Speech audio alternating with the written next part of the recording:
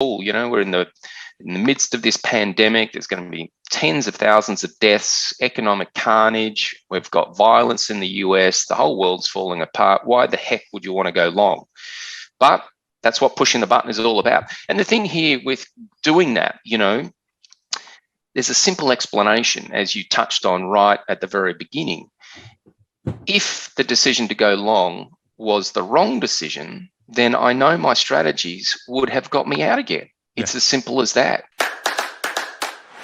This is the How to Trade Stocks and Options podcast, brought to you by 10MinuteStockTrader.com, where we cover finance, stocks, options, entrepreneurship, education, and money. And here's your host, voted one of the top 100 people in finance, Christopher Ewell.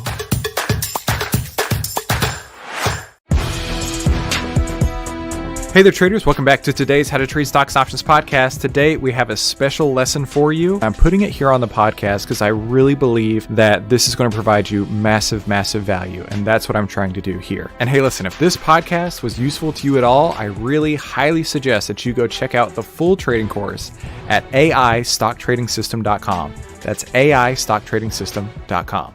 Markets are people. People are predictable. Outlier can show you how to track market fear and greed with artificial intelligence on over 1,300 of the largest market cap names.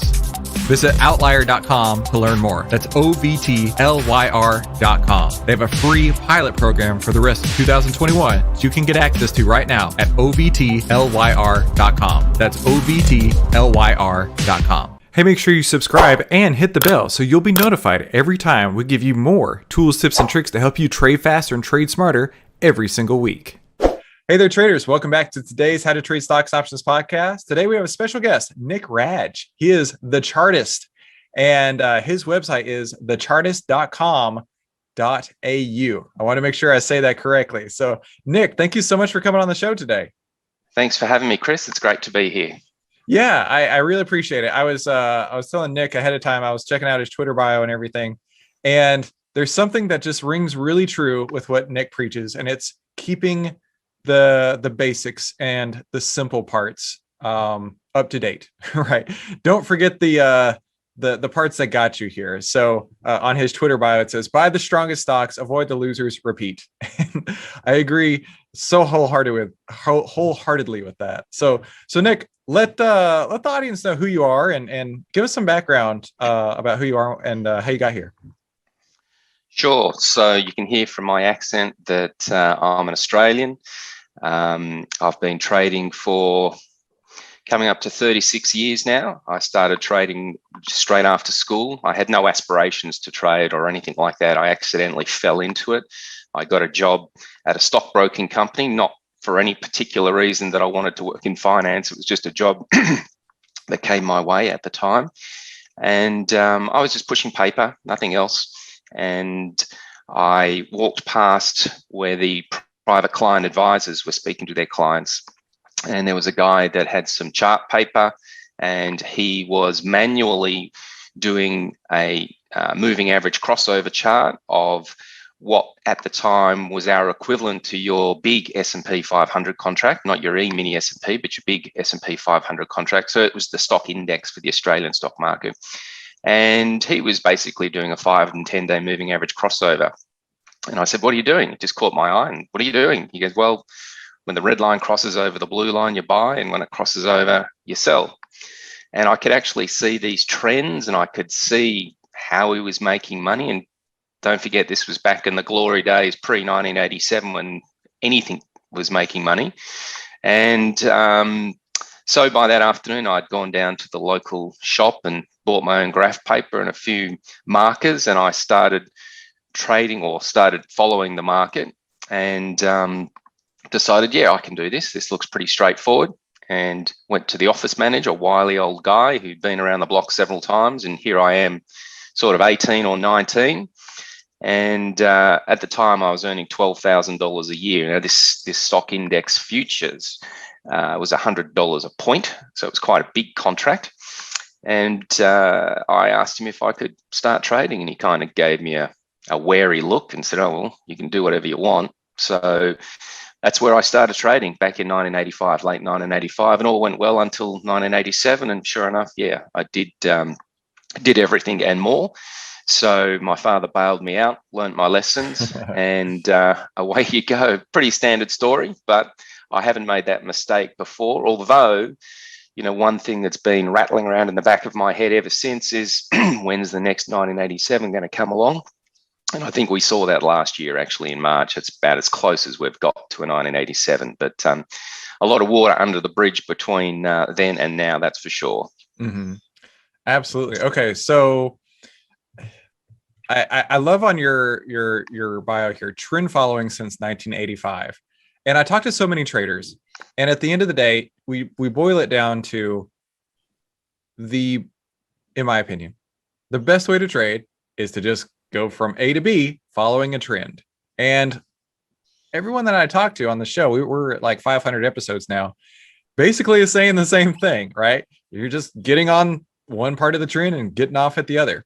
So tell me some of your background in trading. I'm sure at this point it's not just the red line crossing the blue line, but what are we looking at these days? Whenever I mean, you're known as the Chartist, so I assume that you go through a lot of charts. Well, I am known as the Chartist, and the history to that is I used to work at a bank that had 44 fundamental analysts and no technical analysts. And I'd actually built quite a large business using technical analysis, specifically a systematic trend following model.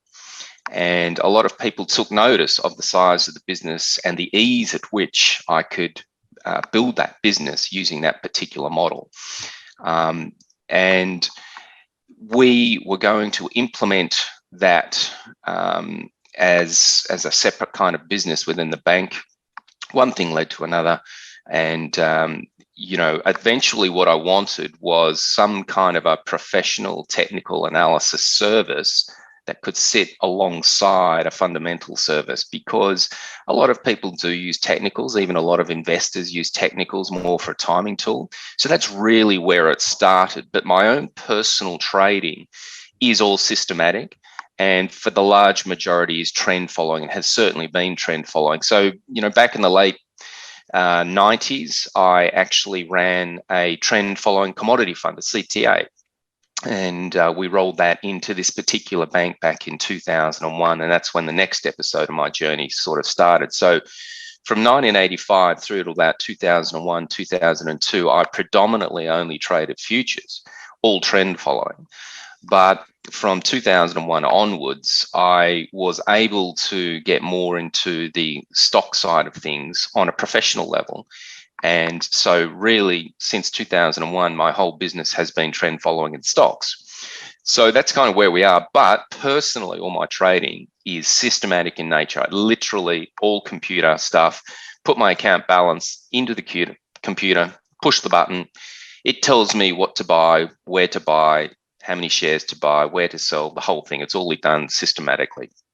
So in terms of actually looking at charts, flicking through charts, me personally, from my own trading, no, I don't do that anymore. It's all systematic in nature. The very vast majority of my trading is trend following or momentum. However, I have incorporated some shorter term mean reversion style systems and even day trade systems. But in the scheme of things, they're still trading in the direction of the bigger term trend. So that's pretty well the 8 strategies I trade are a combination of momentum, trend following, and mean reversion. Gotcha. So would you consider yourself a turtle? I wouldn't consider myself a turtle. I mean, that was a very elite group of kind of people. I had a lot to do with those guys back in the day. I worked on the trading floor of the Sydney Futures Exchange, and I used to be able to see these big orders come in and hit the market. And I'm quite an inquisitive kind of guy. And rather than just execute these orders on behalf of these people in the pit, I kind of wanted to find out what and why they were hurt. These huge orders coming into the market, and a lot of them would come from the same kind of place, the same price points. And I was trying to figure out, why are they here? Why are they doing that? And then I kind of had an understanding back then about what it was. In fact, I was given the original Schwager Market Wizards book, or my boss was given it, and she gave it to me to have a read. And that sort of piqued my interest a little bit more. And she knew some of these people. And then it really all came together when I was in Singapore. I was on the trading floor in Singapore for a couple of years, just after Nick Leeson was there. And the same kind of thing, but because I was English speaking, I was then introduced to a lot of these guys over there and started executing their business down on that trading floor. So it culminated in meeting Russell Sands, not probably one of the most popular turtles out there, but he kind of piqued my interest even more, woke me up to some of the things. And from there, I studied them quite extensively. So very interesting bunch of people, that's for sure. And I still follow some of those guys today. And I still get a lot of inspiration, especially when your strategies are going through drawdowns and that kind of stuff. You can go back and have a look at their long-term performance. Some of these guys got track records running back to the 80s. People like, Jerry Parker, you've got David Drews, quite a few of them there. And I find it actually quite comforting to go and look at their long-term track records if I'm going through a tough period of time, saying, well, these guys are the best of the best, and they've had some pretty poor performances and extended drawdowns, and if it happens to them, well, it's going to happen to me. I know what my system is doing. I know why it makes money. Therefore, I've just got to keep plodding along and just keep pushing the button, if you like. And so that's my history with the turtles. That's for sure. Well, that was unexpected. I'm really fascinated by the turtle story, actually, because one of my goals this year is to read 100 books over the year. And earlier on in the year, I was reading Covell's Trend Following. And then I didn't realize that was the 2014 version and that he was on his 5th version. So I reread it, the fifth version, a few weeks after that. And then I picked up his Turtle Trader book and learned more about, Jerry Parker, Le Cheval, all of them there. And then I read Market Wizards not long after that. And, Richard Dennis was prominently featured inside of Market Wizards. And I'm just fascinated by the story. Couple of reasons. Number one, Jerry Parker is actually on a podcast very frequently, about once a month. He's on a different podcast called the Systematic Investors Podcast. Yep. Do you listen to that one? Yep. Absolutely. It's one of my favorites. I love listening to that one. And then what was I going to say? So, so he's on that podcast, and I've totally lost my train of thought. Either way, I think it's amazing that it's not like they were myth, but they're actual people. And, at least one of them is still out there enough that you can go and talk to him and, learn from him. And based on what you were saying, your systematic CTA investing and everything, that's what made me think of, if you would consider yourself a turtle or not. So. Yeah, well, those guys, they do things slightly differently. Obviously now I'm really just long only equities. So they're a diversified commodity trend following bunch. But, bringing up the likes of Jerry Parker and the fact that he's out there, I think an interesting thing here that people overlook is if you listen between the lines of what he's saying and even read between the lines of some of these books, especially the Market Wizards books, the answers from these guys, you'll get a much deeper understanding of what they're actually talking about. I used to have a doctor friend, and he would have a little huge bookshelf, if you like, of little tiny trophies. All these books, he's read hundreds and hundreds and hundreds of trading books. And he was the worst trader I've ever come across. He was absolutely shocking because he didn't really understand the key concepts of making money, specifically positive expectancy and how that's generated and that kind of stuff. He had read hundreds of books and they sat on his bookshelf like little prizes. And he gave himself a big pat on the back for being very knowledgeable in trading. But at the end of the day, he wasn't able to make much money from it simply because he didn't understand those concepts. So reading between the lines of a lot of these books is a good way to really dig deep and understand what they're talking about. Speaking of reading between the lines, that's where my head was going at a couple of minutes ago, is when they wrote Market Wizards, and I don't know if Jack Schwager meant to come off this way, but getting through that, I read all the Jack Schwager books this year. There's almost this like arrogance, in my opinion. Hear me out. That originally traders were born.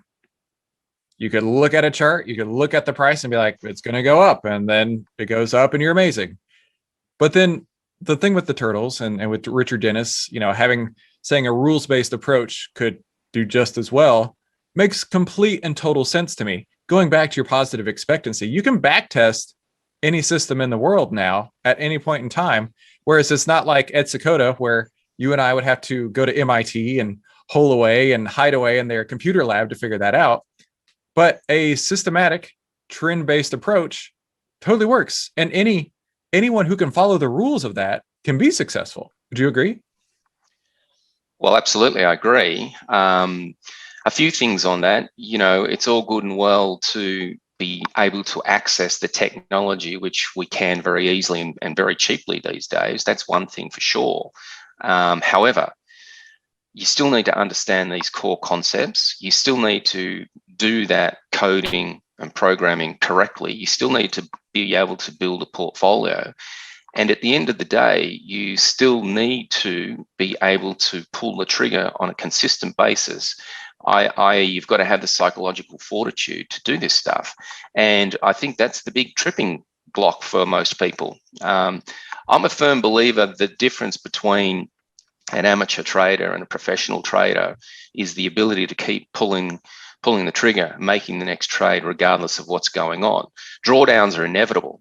Mm-hmm. And everybody has drawdowns, but it's the ability to see through that drawdown, see it out, move through that difficult period that's uncomfortable, and then see that positive expectancy come back out again. Positive expectancy ebbs and flows. You can go on great streaks. Last year, record year for me. 5 of the 8 systems that I trade last year made in excess of 50%.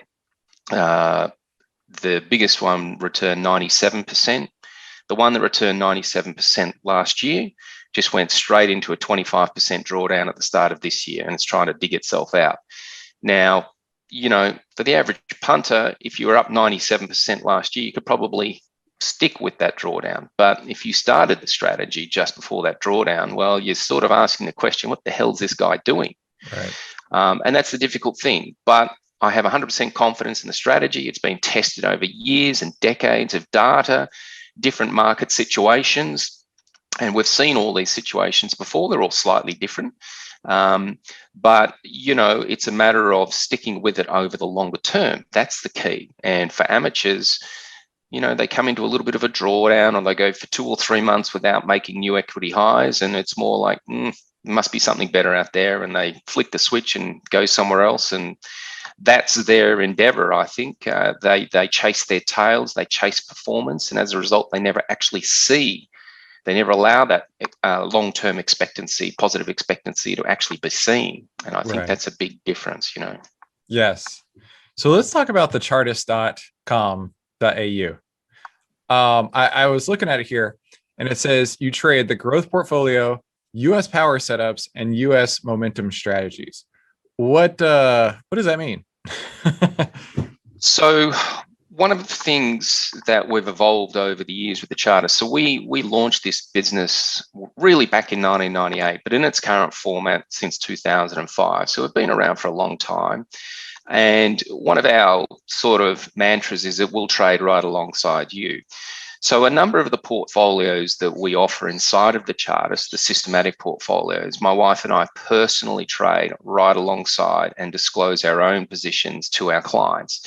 And the whole idea is that gives them some confidence. I don't have people ringing me up saying, I've had a losing trade, or the last month I've lost money. That doesn't happen because people know that we're going through the same thing, and we heavily educate our clients on what's to be expected. If clients do fully understand that these losing periods and the size of the drawdowns and whatever are going to come along, then they should accept that before they commit to the journey. And if that is the case, then there's no point bringing me up halfway through a drawdown and saying what's going on.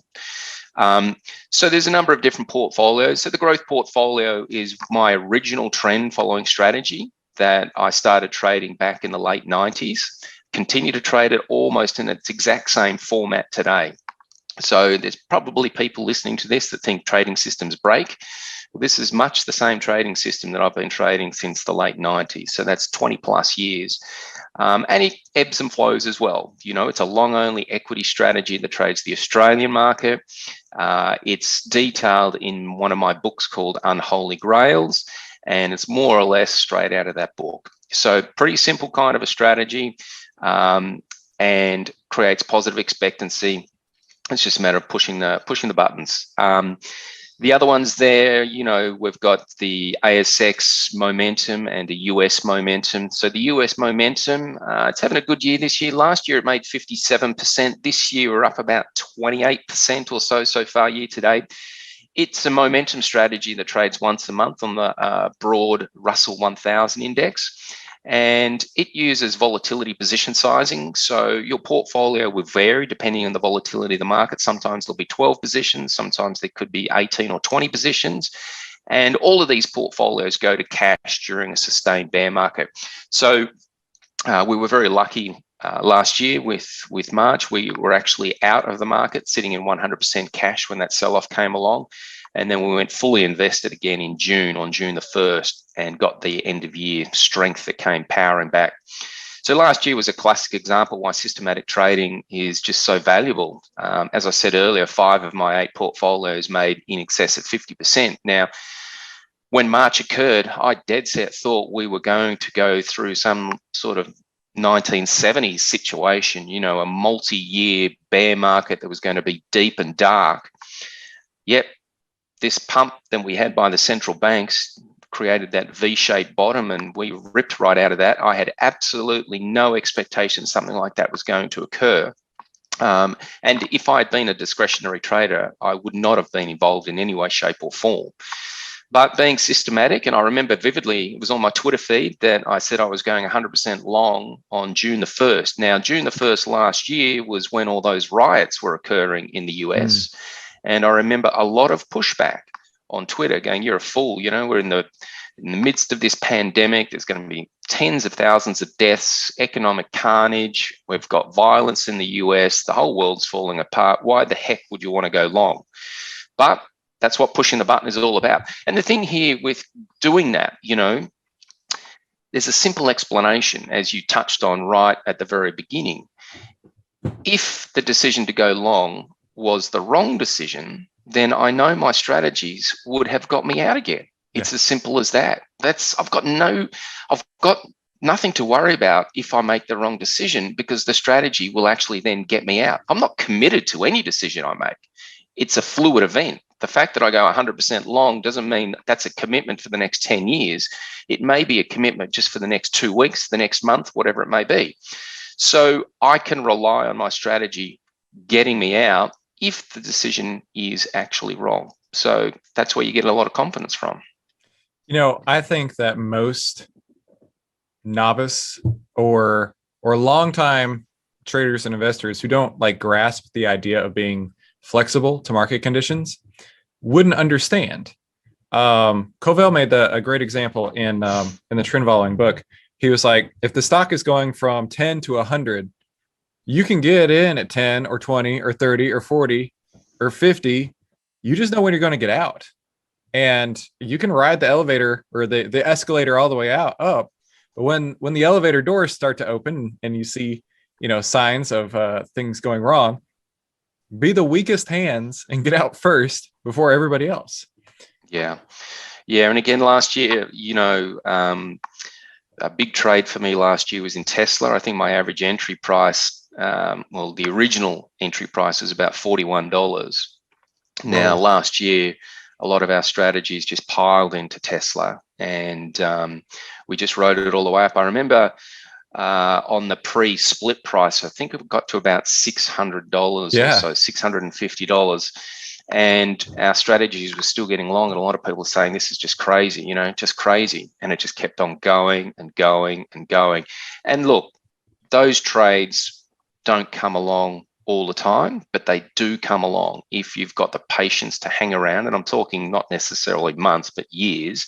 Those big life-changing trades like those Teslas will come along. I've had them before. I remember vividly in the late 90s riding timber. We had a lumber trade going on in the futures market, and it just went limit up, limit up, limit up, day after day. I think I remember 12 limit up days in a row, and you just sat there and you didn't have to do anything. And it's just ching, ching, ching, ching, ching, ching. So it doesn't happen all the time. And as I said, you've got to take the good with the bad. I don't call myself lucky for being on Tesla. I was just following the strategy, and that's what the strategy is designed to do. Find the strongest stock, stay on it while it remains strong, and away you go. But as I said, if it turns the corner, you're off. I guess the analogy I like to use for trend following that I've used quite a lot before is like a hitchhiker. If we want to hitchhike from Dallas across to Fort Lauderdale, for example, the first thing we're going to do is go out to the motorway and stand on the right side, on the right lane. That's where we're going to stand, because I'm tipping a car going to Fort Lauderdale is going to be in the right lane, not the left lane. Mm-hmm. The other thing we know is we don't know which car is going to stop, but we know if we stand there long enough with our thumb out, we're going to get a ride. And the same with the stock market. We don't know which stock's going to go up, but we know some stock somewhere will eventually go up, and we just jump on it. And when the car stops, we hop in. When we hop in, we don't know how far that ride is going to take us. Right. It may take us to the border. It may take us all the way to Fort Lauderdale. I don't know. And you don't know that. And the same with the stocks. We don't know. I didn't know Tesla was going to do what Tesla did last year. I had no idea. But whilst it kept doing what it was doing, we stayed on it for the ride. And only when it turned did we hop off. And that's the whole idea of trend following, just hitchhiking. That's basically all we're doing. It's so great to hear that from you, because I consider myself a trend follower as well, in the same regard that, I'm not predicting anything, but if the stock's going up, I might play along too. And then when the stock stops going up, I might just jump off and try a different one instead. Yeah. So what would you give, like if you were to give one piece of trading advice or trading wisdom over the last, you said nearly 36 years, what would that be? What could you boil it down to something just basic and simple? I guess the mantra that I use all the time is next 1,000 trades. That's my mantra. One trade should not make or break you. You've got to be there. It's a long-term game. It's not a short-term thing. We see this stuff going on with cryptos. There's probably some people there thinking they're pretty smart. I'd say they're pretty lucky. That's really all it comes down to. Do that for the next 36 years and we'll see how smart you are. But if you've done it once, I'd call you probably lucky. And it's same with these guys on the GameStop, those kind of things that happen. You're just lucky. Nothing more than that. Do this over thousands of trades over years, and then we'll talk about having street smarts. So my little mantra that you'll see on my Twitter handle quite a lot is next 1,000 trades. And that means one trade's not going to make or break you. It's a long-term game. If you do have a loss, hey, if you've got positive expectancy, that will come to light in due course. You just have to be there to allow it to happen. And that's where it really comes down to. So patience, long-term application of a simple strategy, things like that would be my advice. Nice. That makes a lot of sense. And it sounds like money management is key to the methods of trading that you preach. Is that correct? Absolutely. It comes down to cutting the losses, letting the profits run. That's it. I think, my average loss for some of my portfolios is about, 0.4%, very, very small. And that's really what it comes down to, keeping those losses small. I trade a variety of different portfolios, more conservative ones. That's where that applies. But I do trade some aggressive ones that are specifically designed to be aggressive. My tradelongterm.com website, which is my US website. That's an aggressive tech-based momentum strategy. That's the one that made 97%. Now, that's going to give you a bit more of a ride, but it's designed to be aggressive. It's designed to have outsized returns. So with that comes a little bit more volatility and a bit more of a ride. So it's a matter of the individual saying, okay, what's my risk appetite? Am I going to be able to deal with that? There's no point having a strategy that makes 97% return if you can't wear the drawdown that goes with it. Doesn't matter how good the strategy is. If you can't handle the pain, then you're not going to be able to see the gain at the end of the day. So keeping your risk in check is very, very important to be able to travel the journey. That makes a ton of sense. Nick, where could we send people to learn more about you? Sure. The easiest place is just through our website, thechartist.com.au. There's a contact page there. You're more than welcome to drop me an email. Happy to ask any questions, or you can get me on Twitter at thechartist. So yeah, plenty of words of wisdom. We do a free weekly newsletter on all things systematic trading if people are interested in that. And as I said, happy to answer any questions should any of your listeners have any. You know, Nick, I got to tell you, I love how you boil it down to the simplicity of this. A trader who, well, I'll say personally, the longer that I've traded, the simpler I've made things. And so I feel that that's not unusual. You start out with every indicator in the world, and by the end of the day, you've kind of just thrown most of them away. Oh, look, absolutely. You know, we run a high-end mentoring course for systematic trading. And so the clients in that program, they have to design and build and implement their own systematic trading system. And we recently had an example of one guy that came in there, and his strategy that he designed had about 8 entry criteria. And I said, look, that's all good and well and fine. But now what we're going to do is we're going to take each one of those out independently and see what it's actually adding to the bottom line. And he eventually took 6 out of those 8 out of the strategy. And we came back to the bare bones of what a trend following strategy really is. And look, the reason being is that the more complex your strategy is, the answer to the question, what's wrong with my strategy, is more difficult to answer. You know, if you have a basic trend following strategy that goes into drawdown, you should be able to look at the market and see why. Okay. If the market's going sideways and you're getting chopped, then you can explain the drawdown. It's when you can't explain the drawdown, that's where you've got to be worried. So if you've got a rampaging bull market and you've got a long equities trend following strategy that's losing money, then that's hard to explain what's going on there. Yeah. So if you can explain why your strategy is in a drawdown, that's perfectly fine. That's perfectly normal. There's nothing wrong with that.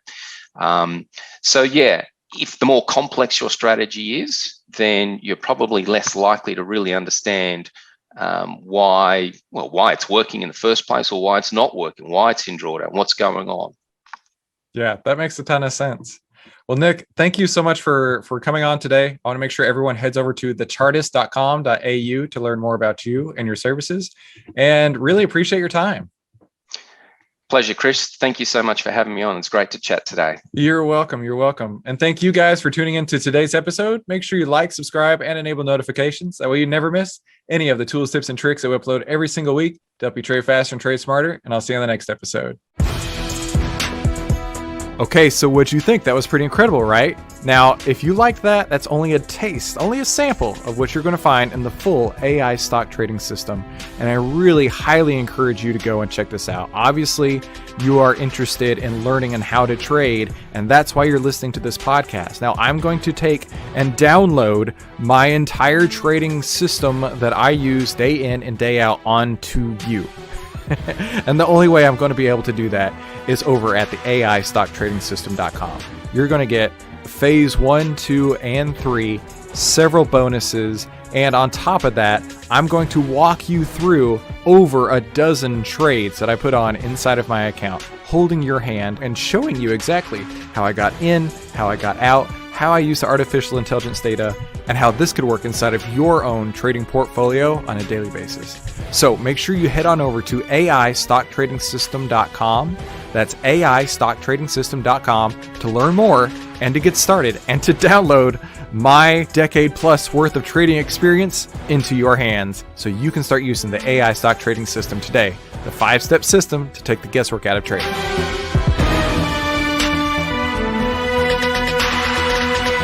Hey, if you like this video, let me know by leaving me a like below, and then subscribe and share it with somebody you think could use it as well. Be sure to comment below with your biggest takeaway from this episode and any suggestions you have for future episodes. And finally, make sure you watch these other videos to help you trade faster and trade